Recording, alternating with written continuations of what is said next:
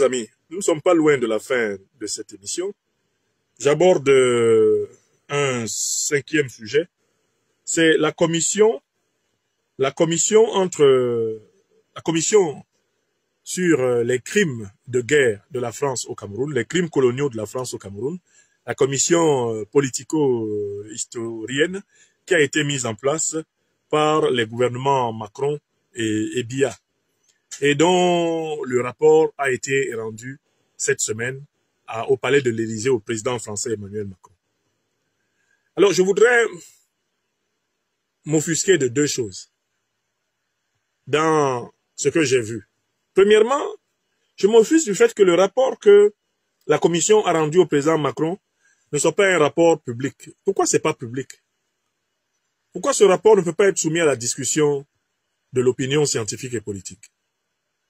Écoutez, on parle des crimes de guerre qui ont été perpétrés par l'armée française au Cameroun. Mais quelle est la première victime de ces crimes de guerre? Mais c'est le peuple camerounais. On met en place une commission politico-scientifique qui travaille sur ces crimes de guerre. On remet le rapport à Biya, on remet le rapport à Macron. Mais est le peuple camerounais qui a été victime? Il lit le rapport quand? Parce que c'est lui la principale victime, c'est lui le principal concerné. Donc je commence d'abord par m'insurger par la confidentialité du rapport. Pourquoi ce rapport est-il confidentiel? Pourquoi veut-on en plein 21e siècle continuer à cacher les vérités qu'on a glanées, ça et là, sur les crimes de guerre, les crimes contre l'humanité de l'armée coloniale française au Cameroun? Pourquoi ce rapport est-il confidentiel? C'est insupportable. Et c'est une insulte de plus à ceux qui ont été victimes de ce génocide, de cette déportation, de ces crimes de guerre et de ces crimes contre l'humanité. Ça, c'est le premier point. Mais il y a un deuxième point qui est tout aussi choquant. Et je voulais ici m'insurger, m'indigner contre cela. Le régime politique qui est au pouvoir au Cameroun, le régime de Paul Biya, qui est héritier du régime d'Ahidjo, ce sont deux régimes qui sont issus du colonialisme français. Ce sont des régimes qui ont été imposés au peuple camerounais par la guerre coloniale française. Et par conséquent, ces régimes sont les moins bien placés pour avoir un point de vue objectif sur les crimes que les dirigeants de ces régimes ont commis contre le peuple camerounais en association avec leurs maîtres coloniaux français. Ahidjo que vous voyez là, c'est un agent français comme Biya dans la période coloniale. Ce sont des gens qui ont accompagné la répression coloniale française contre le peuple camerounais. Entre 1955 et 1971, Ahidjo et Paul Biya appartenaient au bloc colonial français. C'est-à-dire, ils faisaient partie de ces Africains opposés au peuple camerounais. Et qui étaient opposés à l'aspiration du peuple camerounais à une indépendance totale. Biya, comme vous voyez là, était opposé à cela. Il fait partie du bloc évolutionniste colonial. Ahidjo, dont vous avez entendu parler, Camerounais Peul, décédé et enterré à Dakar, premier président de cette république bananière. Amadou Ahidjo est un pur produit du colonialisme français. Il a été imposé à la tête du Cameroun par le colon français. Et il a été imposé parce que Ahidjo était opposé à l'indépendance totale du Cameroun. Ce sont eux, Ahidjo et Biya là, c'est cette élite-là qui a signé les accords de coopération, les accords de soumission. Et cela a été fait sur la base d'un deal qui voulait qu'on assassine tout le leadership authentiquement indépendantiste et souverainiste camerounais. Ils sont complices de ceux qui ont tué des forces coloniales françaises, qui ont tué Oumyobé, qui ont tué Moumié, qui ont tué Osende Afana, qui ont tué jusqu'à Wandi. C'est une association de néocolonisés camerounais et de néocolons et de colons français qui a produit la guerre génocidaire du Cameroun. Voilà la vérité. Or, M. Mvondo Ayolo dirige une commission pour aller remettre à M. Macron, président de la République française, un rapport. Or, Mvondo Ayolo, c'est un membre du régime complice de très longue date du colonialisme français contre le peuple camerounais. C'est-à-dire qu'en fait, c'est un rapport qui finalement aura été écrit entre colons et colonisés volontaires. C'est un rapport coécrit entre le bord colonial, représenté par les autorités de la République, bref, les représentants de l'État colonial, et puis de l'autre côté, les représentants de l'État néocolonisé, de l'État subalterne à Idio Biya. Et du coup, mais, je me pose la question, mais que vaut un rapport qui est écrit et qui est contrôlé par les deux coupables? D'une part, l'État français, qui porte une responsabilité directe dans les crimes contre l'humanité, dans les crimes de guerre coloniaux, perpétrés à travers toute l'Afrique, et en particulier au Cameroun. Et de l'autre côté, le gouvernement camerounais actuel qui est un héritier du colonialisme français et du néocolonialisme français. Biya n'a pas dit par hasard, je suis le meilleur élève de la France. Dans les années 80. Il a vraiment été imposé, comme Ahidjo, son prédécesseur, aux Camerounais par la France. Comment la France et la France, je veux dire au sens politique et idéologique, peuvent trancher des crimes de guerre et des crimes contre l'humanité de la France au Cameroun. Parce qu'en fait, la partie française et la partie camerounaise dans cette affaire appartiennent au même bloc de responsabilité, le bloc colonial et néocolonial. Donc voilà l'objection que m'inspire la scène que j'ai vue. Monsieur Mvondo Ayolo, Monsieur Biya, que vous voyez, sont des antinationalistes. Sont des gens qui ont grandi et qui ont combattu toute leur vie. Les Camerounais qui voulaient l'indépendance totale du Cameroun. Ce sont eux qui ont élaboré des mots infamants, comme le mot maquisard, pour appeler les Camerounais qui résistaient contre le colonialisme français. Ils les ont appelés sauvages, maquisards, rustiques. C'est comme ça que Semengue, ancien capitaine de l'armée française et premier chef d'état-major africain de l'armée camerounaise, c'est comme ça que Semengue appelait ceux qui se battaient pour l'indépendance totale du pays, il les appelle des rustiques, des individus rustiques et sauvages, des maquisards. Donc les gens que vous voyez là, qui sont soi-disant allés donner un rapport dénonçant les atrocités de la France au Cameroun, sont ceux du bord collaborationniste. Ceux-là même qui ont participé à ces atrocités aux côtés de la France. Le régime de Biya là est un régime néocolonial, néocolonisé. Biya est un agent colonial et néocolonial. Comment il peut écrire un rapport pour se dénoncer lui-même? Qui croit ça? Et c'est peut-être l'une des raisons pour lesquelles ils ne veulent pas qu'on lise le rapport. Le rapport est secret. Il ne faut pas publier ce rapport. Mvondo Ayolo. Ah oui, patron. Et je ne veux pas que le rapport la sorte. Et si ça tombe dans les mains de Nyamsiwa Cameroun, on est mort. Il va utiliser ça contre nous. Il va dire, ah, il y a eu des massacres en 1964. Biya était où? Ah, mais il était au cabinet du président de la République. Il y a eu des massacres en 1974. Biya était où? Il était secrétaire général de la présidence. Je connais ce Nyamsi. Il va rétablir toutes nos responsabilités. Donc, tu donnes le rapport là à Macron. Je ne veux pas entendre que je suis sorti dehors. Ouais, dis donc. Les gens là sont des sorciers. Vous voyez comment ils sont sorciers? Un rapport qui est écrit dans la nuit, qui est remis nuitamment et qui se lit dans le noir.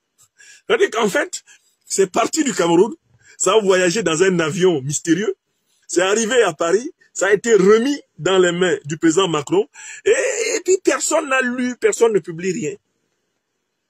Et dans tout ça, on parle des Camerounais, 1 million au moins, qui ont été assassinés. Eux, on leur dit rien. On va essayer de sélectionner les vérités qu'ils méritent. Ah oui, on peut lire la page 50, hein, on peut publier la page 50, pas la page 52. C'est pas bien du tout la page 52. Pourquoi c'est pas bien la page 52?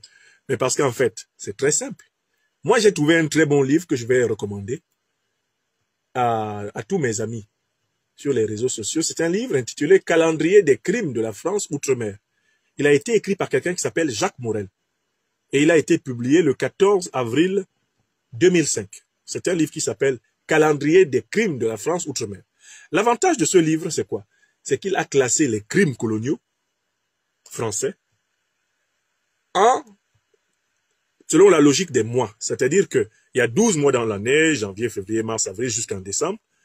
Et comme tous les événements ont toujours lieu un jour d'un des mois, il a mis les crimes coloniaux français qui ont été commis dans tous les mois de janvier pendant la période coloniale, les crimes coloniaux français qui ont été commis dans tous les mois de février pendant la période coloniale, ainsi de suite jusqu'à décembre. Ça donne par exemple ceci. Je vous lis seulement les crimes coloniaux qui ont été commis, qui ont été répertoriés sur les mois de janvier, de février et de mars. Sur les 3 premiers mois de l'année. Pendant tout le temps de la colonisation française, on note les dates. Ça donne quoi par exemple? 9 janvier 1899, c'est le sac de Sansane Haoussa au Soudan. Qu'est-ce que c'est que le sac? Le saccage. L'armée française saccage Sansane Haoussa au Soudan. Le 9 janvier 1899. On est en janvier là, non? 2025. Le 13 janvier 1963, le néocolonialisme français assassine Sylvanus Olympio, premier président élu du Togo. C'est très intéressant ce bouquin-là. Je vais vous le donner hein, pour que vous ayez les dates de ce qu'ils ont fait. Et que vous enseignez ça à leurs enfants quand ils ont l'arrogance de venir vous enseigner la morale démocratique. Le 13 janvier 1955, Claude Bourdet commet le fameux crime d'Algérie qu'on appelle votre Gestapo d'Algérie. Le 13 janvier 1672, il y a une prime de 13 livres pour chaque tête de nègre importé des colonies. Ça, c'était en 1672, sous la monarchie. On donnait 13 livres à toute personne qui ramenait la tête d'un noir. Le 17 janvier 1961, assassinat de Patrice Lumumba à Elisabethville, au Congo ex-belge. Et toutes les puissances occidentales en étaient complices. Le 22 janvier 1952, Jean de Hautecloque, il dit « Jusqu'ici, nous avons bandé mou. Maintenant, il nous faut bander dur en Tunisie. » Il va commettre des massacres en Tunisie, ce militaire. On continue. 24 janvier 1845, Bugeaud dit ceci. « Je brûlerai vos villages et vos maisons. » Il parle aux Algériens. Le 28 janvier 1993, assassinat de Philippe Bernard, ambassadeur de France à Kinshasa, au Zaïre. Une affaire terrible. Le 29 janvier 1944, répression de Rabat Salé et de Fès au Maroc. L'armée française commet des massacres à Rabat Salé et à Fès au Maroc. Le 30 janvier 1950, l'armée française commet une fusillade à Dembokro, en Côte d'Ivoire. Voilà les dates de janvier qui ont été repérées ici par M. Morel. Je vous donne les dates de février. Ils pensent qu'ils peuvent cacher quoi dans leur rapport? Nous, on a les archives beaucoup plus vastes que leur rapport. Février, qu'est-ce qu'ils ont fait? 1er février 1962. Des personnes sont asphyxiées dans un wagon entre Douala et Yaoundé. 1er février 1743, il y a une loi contre le marronnage dans les colonies. C'est-à-dire que il y a une loi qui interdit aux esclaves noirs de s'enfuir. Elle est du 1er février 1743. Le 2 février 1950, fusillade de Séguéla en Côte d'Ivoire. L'armée française tire sur la foule à Séguéla en Côte d'Ivoire. Le 19 février 1964, répression du putsch militaire par les troupes françaises au Gabon. L'armée française réprime dans le sang le coup d'État qui a failli renverser ses hommes de main, le régime de Léomba. Le 25 février 1791, le mulâtre Auger subit le supplice de la roue pour avoir cru à l'égalité à Haïti. Notez bien la date. Le 25 février 1791, on massacre le mulâtre Auger qui a osé revendiquer l'égalité totale entre les hommes. Le 26 février 1885, conférence de Berlin, l'Europe met l'Afrique en tutelle et crée par exemple un État indépendant soi-disant du Congo. Je vous lis un 3e mois pour que vous voyez ce qu'ils ont fait. Je vous lis le mois de mars. 10 mars 1966, Osende Afana, dirigeant de l'UPC, Union des populations du Cameroun, est tué par les forces de répression franco-camerounaises au Cameroun. 14 mars 1957, il y a des asphyxiés dans un chai à vin. 15 mars 1843, de Montaillac dit ceci. Anéantir tout ce qui ne rampera pas à nos pieds comme des chiens. De Montaillac est un officier français en Algérie. C'est lui qui dit ça. Le 19 mars 1831, à l'île de la Réunion, on vend des esclaves. L'île de la Réunion est sous la responsabilité de la monarchie française. Le 23 mars 1946, le travail forcé se perpétue, 100 ans après l'abolition de l'esclavage, en Afrique occidentale française, AOF. 25 mars 1909, à Blois. Eh bien, voici ce qui est dit. Ces équarrisseurs d'indigènes, incapables en France de saigner le moindre cochon. Fin de citation, on parle là du Vietnam. Le 29 mars 1988, assassinat de Dulcie September, représentant de l'ANC en France. Elle était d'Afrique du Sud.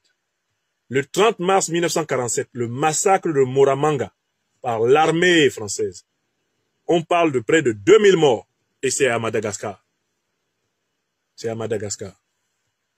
Hein? Voilà. Voilà rien que je vous ai juste donné 3 mois. Je vous donnerai le livre, je mettrai le livre à votre disposition pour que vous ayez les dates.